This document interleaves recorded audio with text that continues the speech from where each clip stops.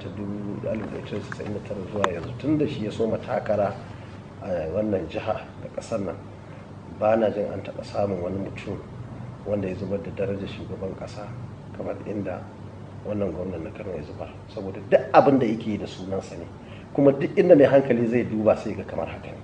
Saboda haka wannan akwai babban matsala wacce muke neman su yi ƙoƙari su gyara, kuma kullum muna kira ga magoya bayanmu, kuma wannan kira da muke ya taimaka. Irin zaluncin da aka yi wa al'ummar jihar Kano, wanda inda shugabanci ana da shi kwakwara tun farko, irin abubuwan da suka faru a Kano ba ma za su kyale shi tsaya zaɓe ba, amma aka kyale shi tsaya zaɓe, aka ɗaga hannunsa, talaka suka zo suka yi aikin da shugabanni ya kamata su yi, sai kuma ka ji ana cewa ai Kano tana da muhimmancin da ba za a ba abokan hamayya ba. Amma kaga shekara ta 2015 mu muka yi aiki a ƙasar nan, waɗanda suke da mulkin ba san mu suke ba, amma haka suka ba mu mulkin, suka haƙura, kuma gashi Allah sa sun zauna lafiya. Ana ganin da a ce ka kawo yanzu kana mulkin Kano, da kai da kanka da tuni ka sauke shi Sarki Sunusi, saboda ana zargin cewa ko lokacin da kake gwamna ka taba bashi takardar tuhuma ta kwere har sau biyu. Wannan duk magana ce ta mutane, ban taba bashi kwere ba, kuma dukkanin maganganu ya faɗi maganganu da yawa, amma na tabbatar maka da cewar abubuwan da ya faɗa duk na gyara kayan ka ne. Inda ana da shugabanni masu daraja, sai a saurare shi, sai a faɗa sai a duba abin da ya faɗa, sai a yi aiki da shi.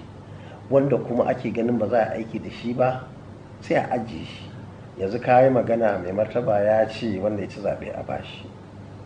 Sannan magana da ake ta yi ta muhimmiya da su ma suke magana a kai, shine na maganar aje a ciyo bashi a China, a ciyo dala Amurka biliyan 1.2 miliyan 200 a zo a sa jirgi a jihar Kano. Ni ina gwamna sai ma sarki ya gaya min zan san wannan rashin hankali ne? Ai babu gaskiya. Ba yadda za ka kaje ka ɗauko yau ɗin nan gashi irin man da ake fito da shi daga ƙasar nan ake sayarwa, ake kawo kuɗi kyauta ake rabawa gwamnatoci. Mun kasa yin abubuwa da za su taimaka al'umma, talauci kullum ƙaruwa yake, jahilci kullum ƙaruwa yake. To sai kuma a ce wai mutum an tafi an je an ciwo wa 'ya'yanmu da jikokinmu waɗanda ma ba a haife su ba yanzu, an je an mai da su bayi, an ciwo musu bashi. In an zo itace za su rinka karewa suna sayarwa su biya wa'annan kuɗin, ko me za su yi da shi? Abin da ya dame mu a ƙasar nan da jihar nan shine a koma a zauna a tebur a duba irin abubuwan da muke da su sun ishe mu, a taimaka talakawa, a sa su makarantu 'ya'yansu da jikoki, a gyara asibitoci, a gyara wutar lantarki, a gyara hanyoyi, mafi muhimmanci ma a gyara tsaro. Inda ake sace mutane, inda ake kashe mutane, inda ake kwashe dukiyar al'umma, dukkanin wa'annan muna da arzikin da za a tsaya a kai. Da na ga 'yan sanda sun yi tururuwa da sauran jami'an tsaro sun tafi gidan sarki, sai na ce ina ma Sambisa suka tafi.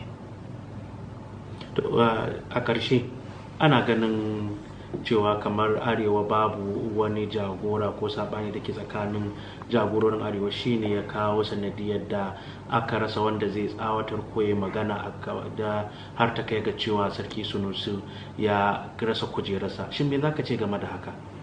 To ai harkar shugabanci a arewa dama ne kowa dacewa ya zama mana shugaba na arewa shine shugaban ƙasa, ɗan arewa ne.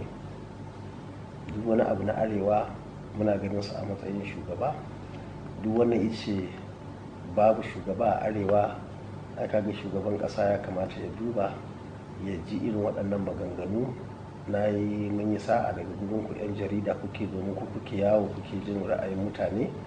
In an ce babu shugaba a arewa ko a Najeriya a halin yanzu, to ya kamata shugabanni na ƙasar nan su damu, domin su ne shugabannin da ya kamata su kare mutuncinmu, su kare al'adarmu, su kare addinin da dukkanin abubuwan da ya kamata da jininmu